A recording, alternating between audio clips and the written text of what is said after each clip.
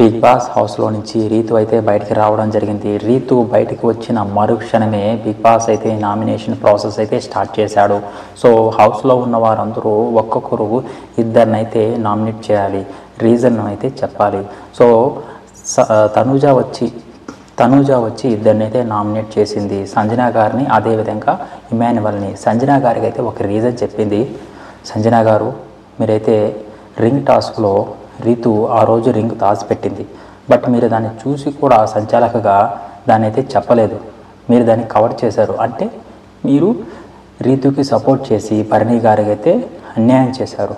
So మీరు సంచాలకగా అక్కడ fail అయ్యారు. సో ఆ కారణం వల్ల మిమ్మల్ని అయితే నేను నామినేట్ చేస్తున్నానని చెప్పి తనుజ, అదేవిధంగా ఇమాన్యువల్ని కూడా అదే రీజన్ చెప్పింది. ఏమంటే కళ్యాణ్, నువ్వు, అదేవిధంగా సంజన గారు, మీ ముగ్గురైతే ఆ రోజు అక్కడ ఉన్నారు. అక్కడ ఉండి కూడా మీరు దాన్ని చూశారు. రీతు ఆ రింగు దాచిపెట్టడం మీరైతే చూశారు, బట్ అయినా కూడా చెప్పలేదు. చెప్పకపోగా భరణి గారు అయితే లాస్ అయిపోయారు మీ వల్ల అనవసరంగా.